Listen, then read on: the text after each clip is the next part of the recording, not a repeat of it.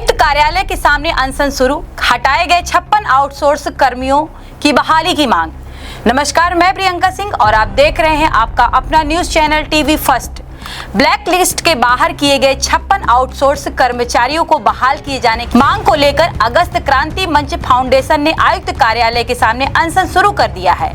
अनशन कर्मियों ने बताया कि इसके पहले भी आउटसोर्स कर्मचारियों ने धरना दिया था, जिस पर मुख्य अभियंता रीवा ने 15 दिन का समय लेकर उचित कार्यवाही की आश्वासन दिया था, लेकिन अभी तक कोई कार्यवाही नहीं की गई है, जिसे अब पुनः अनशन शुरू कर दिया है। बताया कि प्रभारी प्रमुख अभियंता ने हटाए गए कर्मचारियों की सूची मांगी थी, जो उनको उपलब्ध करा दी गई है, लेकिन अब जब मांगे पूरी नहीं की जाएंगी तब तक अनशन चलता रहेगा। इनकी प्रमुख मांगों में सभी 56 आउटसोर्स कर्मचारियों को 3 दिन के अंदर बहाल किया जाए और सभी को सेमी स्किल्ड में ही रखा जाए। साथ ही उनको कनिष्ठ अभियंता द्वारा माह जुलाई 2024 में बनाए लेटर के आधार पर काम दिया जाए।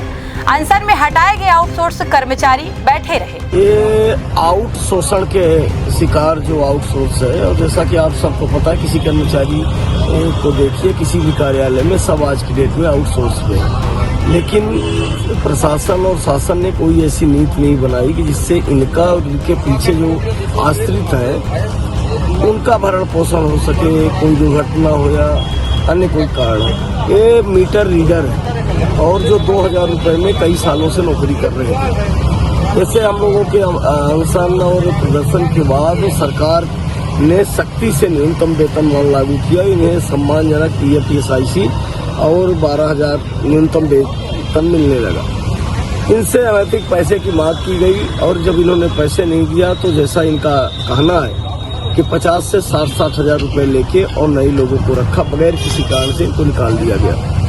पूर्व में भी ये हमारे पास गए थे और IK त्रिपाठी साहब से बात हुई। उन्होंने कई पत्र आपको हम देंगे, लिखित इन्होंने दिया और जांच टीम बनाकर जांच कराने की भी एक नौटंकी की गई। सब जगह से थक हार करके एक ही रास्ता बचा, सत्य के लिए सत्याग्रह। और आप देख रहे हैं कि आज अमर अनशन का तीसरा दिन है। विश्व मजदूर दिवस 1 मई से ये शुरू हुआ है। अब इनको तो रखा ही जाए, जो लोग दोषी हैं उन पे कार्यवाही हो और भविष्य में इस तरह का कृत्य न हो, क्योंकि आप सोच सकते हैं कि 12,000 पाने वाला व्यक्ति, बच्चों की फीस है, घर का राशन का है, ठीक है, ये पनीर और मशरूम नहीं खाते, लोन रोटी ही खाते हैं, पर इतनी तो व्यवस्था बनी रहे कि जिससे इनके घर का लोन रोटी ही बच्चे खाकर और चलते रहे। भाषणों से ये देश नहीं, राशन और कानून से चलने वाला देश है। लेकिन जिस तरह से अराजकता हावी है, जिस तरह से प्रशासनिक तानाशाही है, तो उस समय गांधी का सत्याग्रह रहा है और 1857 की जो मंगल पांडे ने शहादत दी वो रहा हो। इस समय की जो परिस्थितियां हैं उससे इतर नहीं है। यहाँ भी अब बलिदान से ही हो सकता है कि सुधार हो। और यहाँ तो आप देखते हैं कि अगर कोई हॉस्पिटल में पड़ा रहे तो दवाई के लिए कोई नेता मंत्री नहीं जाते, लेकिन उसके एकादशाह और मरने के बाद उसकी खबर लेते हैं। तो हो सकता है कि हम लोगों के मरने के बाद ही खबर ली जाए, लेकिन एक सुधार। सारा विभाग आउटसोर्स पे, कलेक्ट्रेट में जाइए, सारे कंप्यूटर ऑपरेटर, कमिश्नर, हॉस्पिटल जाइए, आउटसोर्स नहीं, आउट ऑफ शोषण।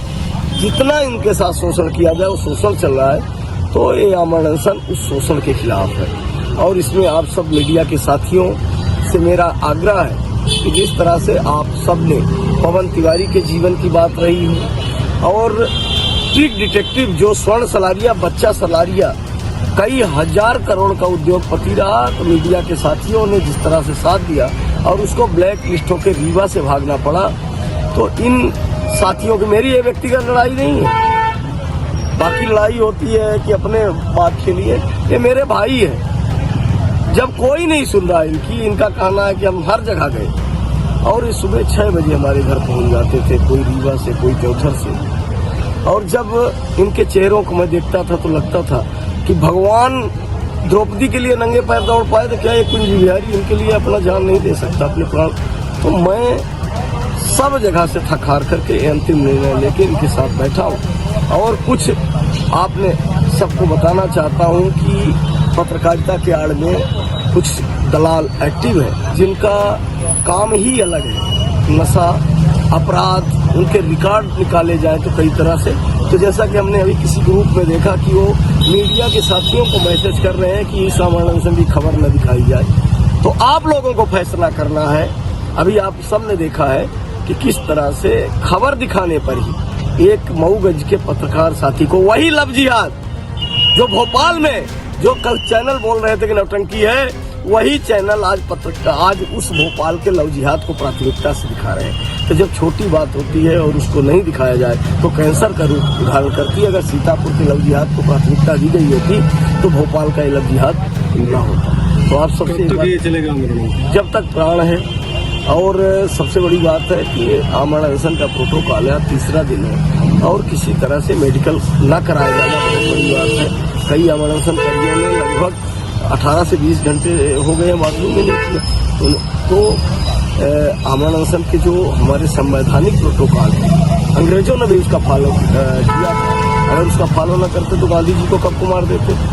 अन्ना का आंदोलन, जिस आंदोलन के बाद ही भाजपा की सरकार आई, उस समय भी जो सरकार थी उसने भी आमरण अनशन के प्रोटोकॉल का पालन किया था। तो आपके माध्यम से मैं संभागीय आयुक्त कलेक्टर रीवा, एसपी रीवा से मांग करता हूं कि जो आमरण अनशन का प्रोटोकॉल है उसका पालन किया जाए।